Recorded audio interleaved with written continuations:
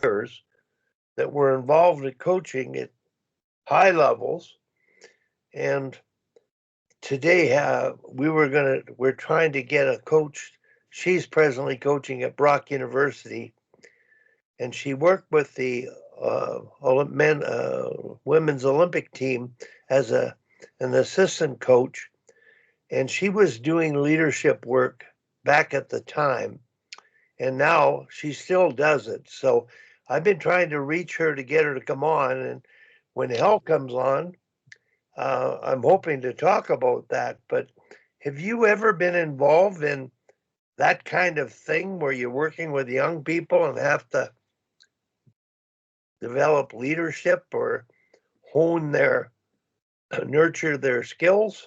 I have. That's always been something that's been extremely important to me. And I think it was, again, going back to my father, who, you know, he and my mother, they raised a family of four. Like I say, my dad worked two two jobs for 31 years. He was in the service. He was actually in the Battle of the Bulge. The whole thing about leadership, he set some pretty interesting examples. And always going back, I was always fascinated by kind of what made players tick, if you will.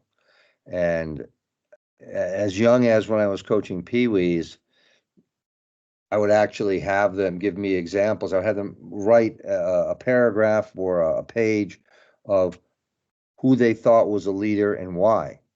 So they would actually pick, anything from sports figures to movie figures to people in their own lives. And for me, it's always boiled down to the formula I've always used is that a leader is, and again, this is assuming, you back when we had more nuclear families, I guess, and strong males being dads is I always likened a captain was like a good dad. I can remember that, my father made sure that we had shoes, we had clothes, we had food to eat. The food was on the table. He made sure everybody had their food before he ate. So I always likened a good captain as like a good dad. You're taking care of everyone else. Again, with the idea, again, that was our motto when I coached NCAA was one family, right? In other words, we're a family, and the captain, he was like the dad of the family. He made sure everybody else got what they needed, be it in the classroom, be it away from the ice, looked out for the boys when they went out together. And that if he approached it as a good father who was looking out for his family, that made for a good captain. And that, for me, always was a good formula. And we spent a lot of time working with our captains, trying to teach them those ideas and those ideals, not preaching, more what do you think? Here's a situation. What would you do? How would you deal with it? Right? They would come to us with certain situations that come up, and my first response would always be, tell me what you think and what you're feeling about this. Because if I just give you answers, I'm not teaching you. So I think that is teaching leadership, teaching how to be a good captain, how to take care of others, and hopefully they'll do that through their lives as they move on. How did you eventually end up picking them? Did you have a process, or was it sort of like just intuitive, or did you have a voting system and heard from different people and what they thought, including the players? Or Yeah, well, the answer to that question is yes to all of those. I think for sure we did a voting. We did votes at the end of each season who would be the next year's captain coming up like that. But when we initially did it, it was intuitive and just it was observational. And it was, for me, it was individuals who I thought had that potential in the recruiting process. Because when I first started the program, right, it was a brand new program. There wasn't anything. So there was no body of work for anyone to say, hey, you know what, here's a freshman or sophomore. We think they're really good. We think they could be a captain. So it was intuitive, and it was just watching them, how they operated, how they were around the team, and then beginning to probe. If I saw someone who I thought had the potential, then I would start to talk to other players. I'd ask them sort of leading questions, I guess, about what do you think about this player and how are they in the room when you guys are out? Do they take care of you? Do you feel like this is someone you could talk to, someone you could go to if you had an issue, and you could trust? Because trust is a big part, I think, about being a captain. Now, I'm just not, I'm trying to just get into my mind, not having played and all.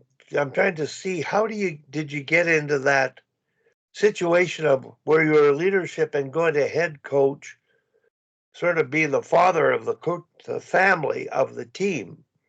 And when you did that, do you recall um, how you went about creating the captaincy and deciding who would it be initially, and how have you adapted that in the process? And would you give any advice to coaches on captain selection? Yeah, I mean, for me, it's you observe how those individuals treat others. To me, that's first and foremost, and not necessarily just amongst your team, right? Because we did a lot of different functions too. We were big on we did a lot of community service in that. So we saw how people, and there were people that would naturally do things like something as simple as you go into a classroom and you're going to clean desks, and there's paper towels and Windex sitting there. The guy who actually says, "Hey, fellas, why don't the three of you grab those and we'll do this side of the room and you guys do the other side of the room." I mean, there are things like that that organically just naturally happen. So I've always been very detail oriented, I feel. So I always look at those little things that those individuals did, that they did on their own. Um, so those were kind of the keys for me that would pique my curiosity of it, if you will. And then I would begin to ask those other questions, like I said, what other people thought of them. But I think what is important is you make sure that the captaincy is not a popularity contest, right? You don't want the guy who maybe buys everybody the first round, when they go out, or is necessarily the funniest person in the room. The person that is going to actually lead and that they can lean on, that's what you need to look at. So I think what happens all too often is, well, Johnny or Janie, they score 30 goals. That's going to be one of my captains. Well, they may not bring anything else to the table away from the rink. And the way a good captain leads is actually certainly on the ice and certainly in the room. But again, away from the room, I think is as important, if not much more important. And again, that sort of leads to your question of, like, to what age, right? Because if you're 12 or 13, you're probably not going to be in that situation where you are away from the ice in a group, being able to lead and direct and kind of really be a mentor. And it's funny because, interestingly, have a habit. I take the seniors out for dinner, or for lunch, I should say, when they're graduating. And I got two more left next year for my team, but this year there were 7 of them that graduated. And the one thing I noticed is when we did actually sit and we all got our food, the captain waited until everyone had their food before he actually began to eat. So that kind of made me feel good that he was really still, in that captain mode, even though at that point he's a senior, graduating. So I enjoyed that piece of that little lunch there. But yeah, I mean, again, the advice is it's not a popularity contest. They need to be someone who you can talk to and you can relate to, and who you know can send the message to the team. And when there are issues on the team, if they need that support, they feel comfortable enough coming to you to get that information and that support, and you should guide them as opposed to telling them what to do. Otherwise, I think you kind of take away their power. You know, you're talking about captain, and I'm thinking in the singular. And when we think of great hockey captains in the past, you know, some were quiet, soft spoken, demonstrated by example. And maybe Beliveau was a good example in Canada for that. Others were maybe a little more vocal and set a physical example, like Mark Messier on the ice. But what I'm finding in minor hockey, and I'm talking at age levels of the U15 and above, there's almost a competition and related to the importance and ego of being a captain. And it really is a problem with some teams and organizations who are lobbying for their children of some of the parents to be captains.